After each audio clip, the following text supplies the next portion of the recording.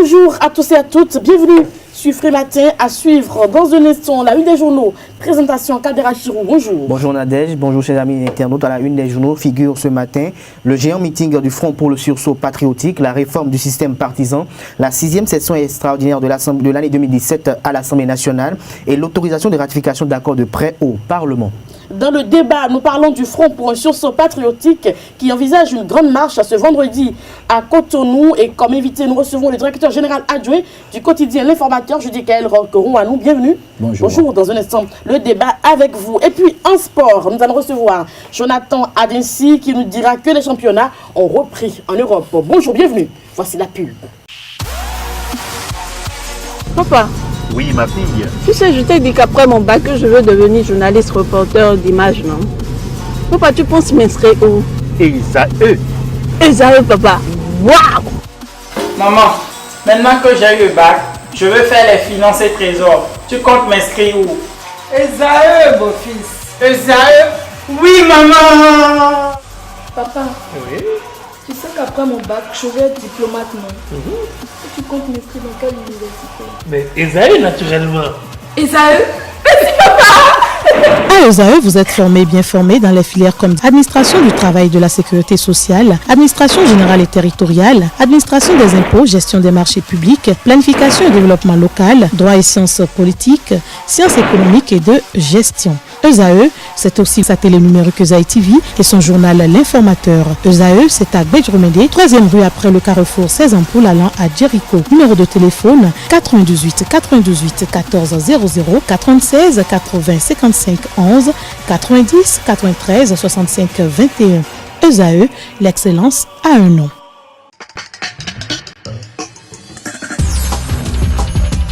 Kadera Chirou, à nouveau bonjour. À nouveau bonjour, chers amis internautes, à nouveau bonjour. Nous démarrons par le quotidien national d'information La Nation qui titre en manchette autorisation de ratification d'accords de prêt au Parlement, 35 milliards de francs CFA pour 4 barrages et une route. Le nouveau courrier, signature de convention de collaboration, la coopération entre l'UAC et l'ITA formalisée. Nous passons à Matin Libre qui titre en manchette suite à sa déculottée de Paris, Kaboré et Ouattara consolent Patrice Talon, le nouveau citoyen. Tournée de Patrice Talon dans la sous-région, un nouvel rayonnement pour le Bénin dans le concert des nations le matin. Opposition au régime du nouveau départ, les limites de Candide Azanaï. Toujours avec le matin, développement du secteur numérique, le Bénin s'est révélé en Corée du Sud. Notre époque. Classe sportive, Donald Alexis Akapo montre la voie. L'économiste, mise en œuvre du MCA Bénin 2, les opportunités d'affaires présentées au secteur privé. Le radar, Jean Arolou sur la tribune, question essentielle de votre journal, le RAVIP, pourquoi? C'est une interrogation, décryptage info, mauvaise gestion des cadavres par la voirie, les populations de sommet appellent le ministre Tonato au secours, des cadavres mal inhumés polluent l'air. Le journal L'Afrique en marche, 24e circonscription électorale, près de 10 proches de Talon pour 4 places. Réromain, Serweto, Natondé, Yahweh-Tomé, Vaudonou en lice pour les duels et les élections législatives. Nous passons au quotidien le matinal, grand chantier sous le nouveau départ. Talon amorce sa vitesse de croisière. Libération, tournée africaine du chef de l'État, Patrice Talon dans une diplomatie agissante. Toujours avec le quotidien béninois Libération, mauvaise qualité du service offert par MTN et Move. Trop, s'exclame le journal. L'urgence d'arrêter le bordel. La dépêche RAVIP entre le clair et l'obscur, le RAVIP pourquoi faire, la Cour constitutionnelle saisie, contribution d'un citoyen avisé, il y a beaucoup de préalables sur le RAVIP qui ne sont pas satisfaits et beaucoup de non-dits. Jack Pata, mission de Banamé, messe pontificale en l'honneur de la Vierge Marie, s'il est vrai que c'est le vrai Dieu qui a pris cher, comprenez que tout ce qui se passe est normal et rien de cela ne doit vous troubler d'ici Dagbo, Dieu Esprit Saint, Bénin intelligent. Législative de 2019 dans la 16e circonscription électorale, non-bimé en avant-poste face à Candide Azanaï, c'est une interrogation en manchette du Canard. L'actualité, débat autour de la réforme du système partisan, les partis politiques donnent un blanc-seing à Patrice Talon. Fraternité à présent, débat à l'Assemblée nationale, fausse alerte, la Sénat ne sera pas supprimée. Toujours avec le quotidien Fraternité. Lutte contre l'insécurité au Bénin. Coup de feu à Fifadi, un gendarme du GIGN et 3 gangsters arrêtés avec armes. Policiers et malfrats ont eu la vie sauve grâce au gilet pare-balles. Bravo au service de renseignement de la police nationale. L'autre vision, bien-être de la population béninoise, dépistage gratuit de l'hépatite B à Alada ce samedi 14 octobre. Le philanthrope Bernard Ouibo et le DG Bernard Moussou au secours des populations béninoises. L'événement précis, après les protestations des populations de Touro sur le chantier Parakouéoué, la direction des Boumaf s'explique et rassure le Béninois libéré. Et Boumaf, un gros piège pour les populations et les gouvernants. Les populations de Parakou souffrent des agissements d'une société qui pue le sang de Sankara et de Norbert Zongo, toujours avec le Béninois libéré. Fausse affaire domaniale à Barouété, une cabale politique contre Fagboum. Silence coupable et sournois de Idji, à Moussou Vlavonou et tous ses autres amis politiques. Nous finissons avec le quotidien Le Matin. Développement du secteur numérique, comme je l'avais dit tout à l'heure, le Bénin s'est révélé en Corée du Sud. En attendant de passer au débat, nous vous invitons à suivre le journal sur Free Matin. Bienvenue à tous. Le ministre en charge de la sécurité publique a effectué une descente dans le département de la Donga hier après-midi. Occasion donc pour le ministre de rappeler à l'ordre les opérateurs GSM sur l'enregistrement effectif des numéros et de leurs abonnés. Le ministre estime que les kidnappeurs et autres bandits de grand chemin effectuent toujours des appels téléphoniques pour demander des rançons. L'ambassadrice de l'UNICEF, Angélique Kidjo, est au Bénin. Elle a visité la commune de Soava où elle a rencontré les filles qui subissent le phénomène du mariage forcé et des violences basées sur le genre. Ceci en compagnie des autorités politico-administratives et des partenaires de la lutte contre la violence faite aux femmes. Cette descente de Angélique Kidjo à Soava s'effectue en prélude à une rencontre de haut niveau pour mettre fin au mariage des enfants qui se tient à Dakar du 23 au 25 octobre prochain. L'accident d'un camion transportant de l'essence de contrebande lourdement chargée a occasionné donc il y a quelques semaines d'importants dégâts matériels à Louro, des blessés et un mort. Dans le 5e arrondissement de la ville de Porto Novo, suite à ce tragique incendie, une équipe de nos reporters s'est dépêchée sur le terrain. On écoute à cet effet quelques témoins de la scène qui prennent pour responsable de ce drame l'état dégradant de la route. Oui, on m'appelle Nyanson Firmin. J'habite le quartier, précisément à Awali. Le jour-là, on était assis à côté là en train de prendre le thé quand le camion voulait contourner le carrefour là quoi. Normalement, la faute, si on va dire réellement, la faute, ce n'était pas au chauffeur, c'était à la voie même. La voie n'était pas bonne. Si la voie était bonne, le camion allait passer facilement. Mais on ne sait pas comment la chose s'est passée et le camion s'est renversé. Mais au moment que le camion était renversé, ça fait plus de 5 minutes comme ça avant que le camion avait pris feu. Et ce n'était pas facile. On a fait appel aux sapeurs-pompiers et c'est après 25 minutes comme ça, ils sont descendus sur le terrain. Et c'est grâce à eux qu'on a pu arrêter l'effet du feu le jour-là. Et le jour-là, on n'a pas constaté qu'il y avait pas d'âme. Et c'est le lendemain qu'on a su qu'il y a une petite fille âgée de 11 ans qui était totalement calcinée. C'était vraiment, on ne sait pas comment le dire. C'était vraiment pitoyable, quoi. Ça fait mal, ça a touché tellement le quartier. Mais nous remercions les autorités qui sont venues sur le terrain, qui ont soutenu ces dames, ces personnes-là. On les remercie infiniment. Bon, selon moi, je ne vois pas la faute. Je ne peux pas dire que la faute est au niveau de Oloye. Mais je vais dire d'abord que la faute, c'est au niveau d'abord des voies. Parce que les voies ne sont pas bonnes. Selon moi, c'est mon point de vue ça. C'est parce que les voies ne sont pas bonnes. Si les voies étaient bonnes, il n'aurait pas à avoir cet incident-là. Ça s'appelle Yosu Yewawa. Vous n'êtes pas Yewa. Nous avons habilité ton poids, oui, il y a ton pot. Il y a pour la population de ton pot. Il y a maîtrisé. Miolobo. Nous avons donné un job. Fide no donné un job soyi. Et ma job soyi. Fi mon coton. Donc, nous avons mis un dos de temps. Alilo, de la limite ton lot. Et nous avons Emmanuel Bois pas de pépé. Bon, minto vive. Et que to gan, to lot on les. Donc, il y a jali. Bon, minto. Alilo si. Do aliwento. Yendo alima bio toleme. Mimoro tolom no do no kungu. Pepe courant les tinto tolome bo. Enelo le enyo mais alilo manyo gban lo pade pepe me. Yendo jikunja. Keke no le moto no ne pepe no. Eno do ovena to vilo le taun. Bon enelo mi to bibio ton son to gan le si. Do ni jale bo bomi. Bo pon alilo si die bo bayi bo jirado na mi. Non mi muka mo no susu gble to hulogbe. Avant de me les zombes le temps to globé ou l'homme est yigbe côté donc me les wa tinto avole wena e boyelo to dido o hole gble mi mondo to gan to lo ton le me les tinto alogo wana elogbon dudupo nunupo dale mais nous quand pataki lo wa yin o holole yini yawo toni yani yame bo wa bo abayi o holole dona edo akwede tin do holomele bi patako we jimio donc de pepe mazo tinto yesi dimbo yesi ngalo do ko toni yani yame di mina ibonalo bayi hobona bieme azavale we bayi do ko loji don bon non azavalo me ino jikunja e mozo gangpe gonando so ganu memba we me kle wele ponu holomele yeno tinte. Nous vous invitons à présent à suivre le chef du 5e arrondissement de Porto-Novo qui évalue de façon sommaire le point des dégâts matériels enregistrés. Il énumère par ailleurs les différentes dispositions qui ont été prises pour éviter de pareils drames à Porto-Novo. Le drame s'est produit autour de 0h05, 0h10 minutes comme ça. Aux environs de 0h10, et nous avons été informés, les gens nous ont appelés, nous nous sommes portés sur les lieux. Arrivés sur les lieux, nous avons constaté d'abord la présence des policiers, des sapeurs-pompiers que je remercie d'abord et je les remercie tous, les forces de l'ordre. Ils ont contribué beaucoup. N'eût été la promptitude des sapeurs-pompiers, nous allons enregistrer plus de dégâts que ça. Mais il faut dire que nous sommes restés jusqu'à 3h30 du matin avant que les pompiers n'arrivent à maîtriser complètement le feu. Et nous avons assisté à beaucoup de dégâts matériels. Mais le lendemain matin, nous étions encore repartis autour de 9h. Et c'est de là qu'on a constaté qu'il y a une fillette de 14 ans environ qui est décédée en la personne de Yabo Oké et que son âme repose en paix.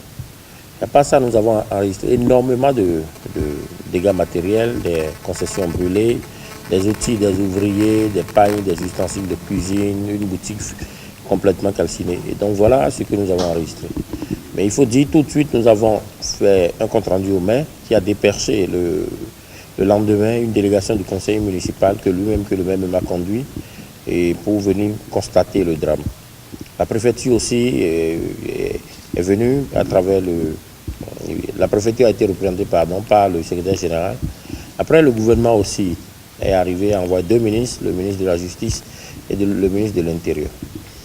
Et à part ça, nous remercions tous ceux-là qui ont comparti à notre douleur, tous ceux-là qui ont voulu nous assister ou qui continuent toujours de nous assister. Mais il faut dire que la mairie a été obligée de convoquer une session extraordinaire et qui a statué sur le dossier le lundi passé pour voir dans quelle mesure elle pourra accompagner les victimes. Et donc, il y a un comité qui est mis sur pied et la mairie a mis un fonds à disposition, un fonds de 2 500 000 francs, juste pour accompagner les victimes à l'attendement. Le gouvernement aussi, à travers la direction de la protection civile, a accompagné les victimes avec des vivres, des feuilles de tôle et beaucoup de choses. Donc, c'est pour dire que ce qui s'est passé n'est pas le problème du 5e arrondissement seul, c'est un problème d'ordre général. C'est un problème qui nous attriste, qui attriste tous les Béninois. Et je passe aussi par vos caméras et micros pour remercier une fois encore tous ceux-là qui nous ont assistés. Et je présente aussi une fois encore les condoléances à la famille éplorée et à toute la population du quartier Lo et du 5e arrondissement. Il faut aussi noter que le samedi passé, l'apprenti du chauffeur a rendu l'âme parce qu'il a été blessé gravement, il a rendu l'âme. Donc, ce qui est très important pour nous aujourd'hui, c'est comment faire pour que cette population, ces victimes, ces familles-là puissent retrouver leur cours de vie, leur train de vie normal. Il faut préciser par ailleurs que le propriétaire du camion qui a pris feu, Joseph Midodiro, connu sous le nom de Oloye, après l'incendie de Louo, est déposé à la prison civile de Porto-Novo, ainsi que son chauffeur, conducteur du camion en question. Ce dernier et son patron, le baron de la vente de l'essence frelatée au Bénin, sont accusés d'homicide volontaire et de trafic illicite de produits prohibés. À suivre la grande édition du journal prévu pour 19h sur Ezawi TV. Nous passons au débat.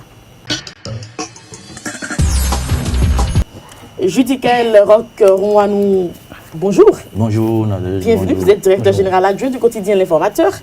Avec vous, nous ferons le débat. Kader Achirou également est là. Nous sommes vendredi, c'est un peu plus relax quand même. Et nous parlons du Front pour un sursaut patriotique. Il faut croire que Léonce Moubadji n'est pas encore découragé. Il organise d'ailleurs une grande marche à Cotonou. Oui, il paraît que la marche aura lieu incessamment. Aujourd'hui, on parle d'abord du géant meeting qui va faire le point, annoncer les couleurs et essayer davantage de mobilisation. Parce que c'est d'abord l'objectif des meetings. L'objectif des meetings, c'est de porter la nouvelle, d'expliquer clairement et à certaines personnes ce pourquoi vous voulez mener des actions, quitte à cela d'être vos ambassadeurs vers d'autres personnes pour plus d'engouement et à votre cause. Et donc je pense que c'est dans l'objectif qu'ils se réunissent. Et le Front pour le sursaut patriotique, on connaît depuis sa définition, c'est un groupe de syndicats et de politiques. Et il paraît qu'il y a aussi des organisations non gouvernementales de la société civile qui se regroupent et qui fondamentalement critiquent les actions du pouvoir en place. Et dans un pays démocratique, ce n'est pas des choses à refuser. On peut peut-être aller contre l'abus. Et parce que moi, j'ai toujours l'habitude de dire que tout pouvoir a un miroir dans un pays démocratique. Le miroir du pouvoir, en réalité, c'est l'opposition. Et en l'absence de l'opposition, ce sont les travailleurs, les organisations non gouvernementales, la société civile, qui quand même, à un moment donné, essaient de faire des critiques, objectifs ou non, essaient quand même de dire au pouvoir, sur telle action, voilà, on aurait pu faire, voilà, voilà, pour voilà. Parce que quand le pouvoir n'a pas de miroir, il y a forcément abus. Et c'est inconsciemment parfois que les dirigeants versent dans l'abus sans le savoir. Parce que quand vous n'avez pas quelqu'un qui vous dit « Ah, écoutez, là vous êtes en train d'aller, c'est mauvais », quand vous n'avez pas quelqu'un qui vous dit « Écoutez, ce que vous êtes en train de faire, moi je pense qu'on pouvait faire mieux », on ne dit pas que cette dernière personne a la science infuse, mais parfois ça vous aide à vous recentrer, ça vous aide à réfléchir autrement. Donc ceux qui sont là et qui critiquent, qui tirent à boulet rouge sur ces initiatives, moi je pense que ce n'est pas ça qu'il faut faire. Il faut plutôt veiller à les recadrer eux aussi et à leur dire à des moments opportuns, écoutez, vous allez aussi trop loin. Mais mais pensez que dans l'état actuel des choses au Bénin, avec la gestion, plus ou moins bonne ou mauvaise, parce que ça dépend de là où on se trouve, du président Patrice Talon, tout le monde va se taire. Je pense que c'est préjudiciable. Ce n'est même pas bon pour le chef de l'État lui-même que dans son pays, personne ne réagisse, personne ne dise « Écoutez, telle chose, ça ne va pas ». Il peut facilement verser dans l'abus. Et je pense qu'on peut essayer de suivre le Front pour le sursaut patriotique, mais tout en restant très éveillé et à son temps peut-être en leur disant « Écoutez, vous aussi, vous allez déjà un peu trop loin ». On pourrait aussi leur conseiller d'avoir des propos quand même plus ou moins responsables. Et j'ai toujours déploré parfois ICOR, qui verse à des moments donnés dans l'insalité totale. Mais il a déjà pris sa retraite. Il a déjà pris sa retraite, mais il n'a pas déposé les armes. Ce sont des gens qui reviennent souvent sous des coupoles d'ONG, je suis travailleur, je peux toujours militer. Surtout que le Front pour le sursaut patriotique ne définit pas des critères. On appelle tout citoyen. Et il continue d'être aujourd'hui citoyen. Il le sera toujours. Il le sera toujours d'ailleurs. Et il faut aussi remarquer que c'est quand même la suite logique des choses. On a vu dans ce pays Mercredi Rouge. Mercredi Rouge qui est un peu semblable à FSP aujourd'hui. Et FSP ne fait même pas encore tout ce que Mercredi Rouge a fait. Mercredi Rouge a été une bombe. Mercredi Rouge a été déclencheur d'un mouvement qui a conduit plus tard à l'avènement de Patrice Talon. On a vu que c'était des gens férus. On a vu Candidat Zanaï. On a vu le gars des Sceaux aujourd'hui, Djok Benou. On a vu Oden Aladatin. On a vu Issa Salifou. Et c'est des gens qui n'ont pas le verbe tendre quand ils veulent critiquer. C'est des gens qui ont été très sauvages sur le terrain. C'est des gens qui ont même pris. Moi, j'ai vu sur le terrain, j'ai déploré en son temps. Et ils ont même pris en adversité des journalistes qui travaillaient, qui étaient en fonction dans les fonctions, et qui ont dit non, vous êtes pour Boni Yahi, vous n'avez pas votre raison d'être ici, alors que ceux-là ne sont que prestataires de services, ceux-là ne sont que dans l'exercice de leur fonction. Kader Achirou, donc vous pensez finalement qu'ils vont quand même poursuivre des activités. Est-ce qu'ils ont un effet en fait sur le président?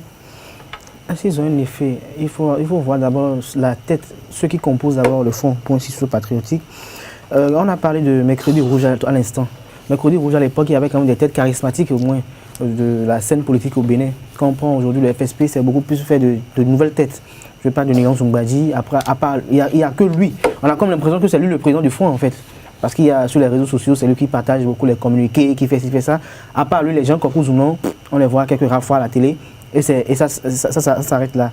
Le Front pour une Succession Patriotique, je me demande quel est l'idéal en fait. Est-ce que ce n'est pas un regroupement de frustrés, de personnalités qui sont frustrées de la gestion du gouvernement Talon qui s'y retrouvent? Parce que quand je vois la composition du Front, je vois qu'il y a le PCB qui n'a jamais été agréable, où il n'y a jamais eu de bon thème, avec un pouvoir depuis toujours. Donc pour moi, c'est quand même légitime qu'il se retrouve dans l'opposition. L'Alliance Force pour un Bénin émergent qui n'a pas gagné les élections, qui se retrouve aujourd'hui dans l'opposition, c'est tout à fait normal, tout à fait légitime. Mais ce que je m'en vais leur reprocher, c'est les critiques acerbes, très acerbes, envers le gouvernement actuel, où on dit que on parle de moins acerbes, je pense qu'il faut donner de la leçon. Il faut donner la leçon et quand vous avez déploré à l'époque qu'ils ne respectaient pas l'institution que représente le chef de l'État, c'est pour cette raison que vous, à votre tour aujourd'hui, vous allez essayer vous allez faire comme eux. Il faut leur donner la leçon. Je pense qu'on peut avoir une opposition virulente, une opposition efficace, sans quand même verser quand même est-ce que je peux dire dans l'irrespect de l'institution qu'incarne le chef de l'État, qui est aujourd'hui le président Patrice Talon. Les mots sont les mêmes, la rengaine est la même. On assiste toujours à une gouvernance du népotisme. On veut dire que le chef de l'État peut-être on dira encore les mêmes choses aujourd'hui, que Patrice Talon a nommé ses amis. Pour moi, en fait, ça gêne en quoi si Patrice Talon nomme ses amis, ses cousins? Ça gêne en quoi si Patrice Talon nomme, parce qu'il s'agit d'une fonction présidentielle, il va nommer des gens qui sont avec lui, en qui il a confiance.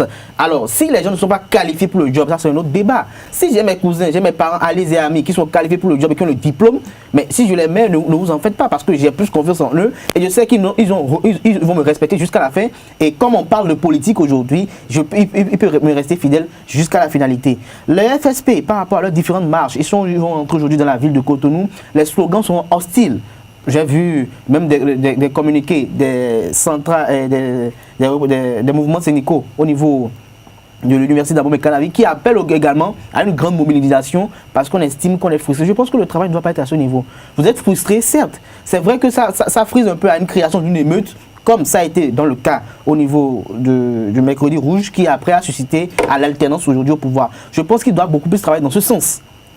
Comment faire pour qu'en 2021, nous ne tombions pas encore dans le même piège? Comment faire pour qu'en 2021, que ce ne soit pas le après nous, c'est nous, qui n'a pas été prôné, mais qui se transforme en une autre version ici? C'est peut-être que c'est à cela qu'on doit travailler. Mais dire que les emplois sont supprimés, je pense qu'ils vont tout le temps parler, ils vont tout le temps chanter. Et comme un journal l'a titré hier, Kazanaï ne se trompe pas d'époque.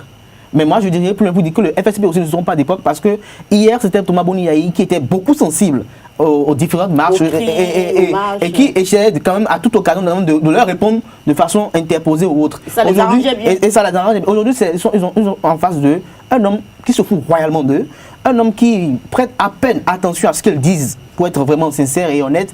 Alors, il faut changer de stratégie, de méthode pour vraiment aller obtenir l'efficacité qu'on veut. C'est pas tout le temps en publiant des communiqués sur les réseaux sociaux, c'est pas tout le temps en appelant ou en incitant les populations à la violence, parce que comme on le dit souvent, quand ça commence, on ne sait pas. Quand vous avez le cas du Togo aujourd'hui, c'est parti de là, ça ne part que de là, où on dit que non, la gouvernance n'est pas bonne, la gouvernance n'est pas agréable, mais qui peut être là aujourd'hui? Je pense que ça me fait très rapidement poser le problème du mystère que représente en fait la fonction présidentielle. Qu'est-ce qu'on n'a pas dit de Boniaï quand Boniaï était président de la République? Qu'est-ce qu'on n'a pas dit de Boniaï au niveau de sa gouvernance? Même ceux qui critiquent aujourd'hui Patrice Talon savent aujourd'hui également que leur gouvernance, eux-mêmes, leur gestion également n'était pas agréable, n'a pas été bonne. Et gérer un pays, je pense que les gens qui ont participé, qui étaient très proches du chef d'État Boniaï à l'époque, peuvent en témoigner que gérer un pays n'est pas une chose aisée. Alors Patrice Talon aujourd'hui lui-même doit se rendre compte de savoir aujourd'hui que hier je critiquais, c'est bien, je disais il n'a pas fait ci, il n'a pas fait ça, et on avait le verbe pour quand même se défendre pour dire il faut des réformes, il faut ci, il faut ça, le pays va très mal. Aujourd'hui quand on est au commandement, on comprend que c'est pas ça.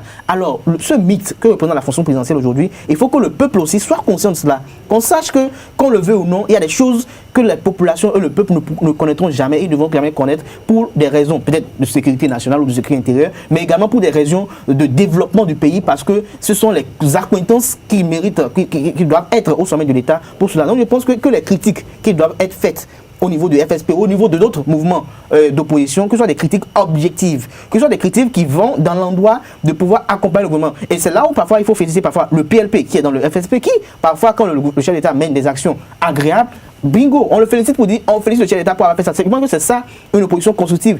Et c'est comme l'a dit Sébastien Germain Adjamou aussi dans son temps, il dit, si le président Patrice Talon fait bien, il faut l'applaudir, il faut l'accompagner. Mais il ne faut pas voir, comme d'autres, suivez mon regard, où chaque fois que Patrice Talon met une chaussette mal, il faut dire qu'il a mal fait, si c'est ça. Chaque fois que le chef d'État fait, il faut dire non. Si le chef d'État part, très rapidement, je vais revenir au niveau de la tournée ouest africaine pour finir. Si le chef d'État n'a pas effectué, en temps le reprocher, Patrice Talon ne va pas dans la sous-région. Patrice Talon ne va pas, il n'est pas allé voir ses pères. Ses pères ne sont pas venus le visiter, tout. Patrice Talon maintenant lui-même décide d'aller voir ses pères. On dit encore que non, c'est un fiasco, il a la honte, il est consolé. Je pense qu'il faut chaque fois qu'on pense que si Patrice Talon a eu honte à Paris, c'est pas la famille Talon qui a eu honte à Paris, mais c'est le Bénin qui a eu honte à Paris. Alors qu'on pense toujours à l'intérêt supérieur de la nation avant de donner toute opinion et toute Merci à vous. critique. Une précision, il faut dire que le président ne se fout pas royalement. Hein. Et des organisations comme le FSP, c'est juste qu'il se dit en prenant certainement son bon vin, qu'il ne comprenne pas encore, mais que ça va aller au Bénin pour notre très cher et beau pays. Alors, déjà, c'est le week-end. Les bars sont remplis encore? Parce que les jeunes, ils boivent beaucoup à Cotonou quand même. Et je pense qu'au départ de la rupture, on avait mis tout sous le compte de la rupture et les bars étaient asséchés. Et aujourd'hui, ça a repris et la vie est très belle à Cotonou. Ça a repris? Oui, je vous le dis si vous voulez. Je vous invite et vous allez. Juste pour faire le tour. Non, pas pour faire le tour, pour faire le constat. Pour une bière. Pour faire le constat. Pour faire le constat, vous allez constater que. J'ai fait le constat en cyclant dans la ville. Je pense que. Constater que c'est bon. Non, ça va. Il faut dire, je l'affirme, je signe, je persiste, que le Bénin, la bière et le président Patrice Talon, sa gouvernance n'est pas au fait pour appauvrir le Béninois. Il a une gouvernance rigide, certes, mais il fait de son mieux. Et les Béninois, c'est ceux qui prenaient 4 bières, ne prennent plus 4 bières, ils en prennent 2 aujourd'hui. Les gens doivent rester là pour dire, écoutez, monsieur le président, sur cet aspect, on ne comprend pas. Voilà. Parce que quand nous voulons aller, par exemple, sur cette affaire de Ravip, moi je dis qu'il a manqué de communication. Il a manqué de communication. Parce que c'est quand la chose a été lancée que certains journaux ont été mis à contribution pour juste dire, alors que tous les Béninois ne comprennent pas, ne lisent pas, ne savent pas. Il aurait fallu des communications en amont pour expliquer tout le bien-être de ces on y reviendra. Merci à vous. Je rappelle que vous êtes le directeur général adjoint du quotidien L'Informateur. Je dis qu'elle recommande à nous. Très bon week-end à vous. Kader Achirou, merci également. Nous passons au sport et nous recevons Jonathan Adessi. Les sports sur Free Matin, Vincent Aboubakar, lié au FC Porto jusqu'en 2021. Jonathan Adessi, bonjour. Bonjour Nadège, auteur de 6 buts en 8 matchs de championnat et d'un doublé en Ligue des Champions contre l'AS Monaco le 26 septembre dernier. Vincent Aboubakar a prolongé son contrat avec le FC Porto jusqu'en 2021. Le club portugais a officialisé la nouvelle par le biais d'un communiqué de presse publié sur son site officiel. On apprend également que Vincent Aboubakar dispose aussi d'une clause libératoire fixée à 50 millions d'euros. Le FC Lorient, qui détenait 60% des parts du joueur, a officiellement cédé l'ancien attaquant du Beşiktaş pour 7,2 millions d'euros. Rappelons que l'attaquant camerounais avait été vendu au FC Porto en 2014 pour 3 millions d'euros. Deux grands noms dans le viseur de la justice suisse, Nasser et Jérôme. Oui, la justice suisse a annoncé avoir ouvert une procédure pénale le 20 mars dernier contre Jérôme Valcke, ancien président de la FIFA, et Nasser Al-Khelaifi, directeur de la société Benz Media Group. Les deux hommes sont mis en cause en ce qui concerne les droits de diffusion de plusieurs Coupes du Monde. Pour être précis, ils sont soupçonnés de corruption privée, d'escroquerie, de gestion déloyale et de faux dans les titres notamment. Jérôme Valcke est soupçonné d'avoir accepté des avantages indus en lien avec l'octroi des droits médias dans certains pays de la part d'un homme d'affaires dans le domaine des droits sportifs en ce qui concerne les Coupes du Monde de football de la FIFA de 2018, 2022, 2026 et 2030 et de la part de Nasser Al-Khelaifi en ce qui concerne les Coupes du Monde de la FIFA de 2026 et 2030. Pour rappel, plusieurs perquisitions ont eu lieu simultanées avec la collaboration des autorités de France, de Grèce, d'Italie et d'Espagne, mais personne n'a été en garde à vue jusqu'à présent. Et puis bonne nouvelle, les championnats en Europe ont repris. Oui, après la trêve internationale, les championnats reprennent le droit ce week-end avec d'intéressantes affiches. Du Monaco-Marseille ce soir en Ligue 1, au Chelsea-Liverpool de la Première Ligue, en passant par l'Atlético Barça en Liga, Toutes les équipes seront au rendez-vous pour tenter d'engranger 3 points supplémentaires. L'événement le plus attendu sera le premier match du Bayern avec le retour de Jupp Heynckes sur le banc bavarois. Et puis, vous nous dites en coulisses que ESAFC va jouer ce dimanche, c'est bien ça? C'est bien ça, un match à suivre de très près. Oui. Merci à Jonathan Adessi, très bon week-end sportif à vous. Bon week-end à tous et à toutes. On va se retrouver lundi avec le même plaisir. Portez-vous bien, au revoir.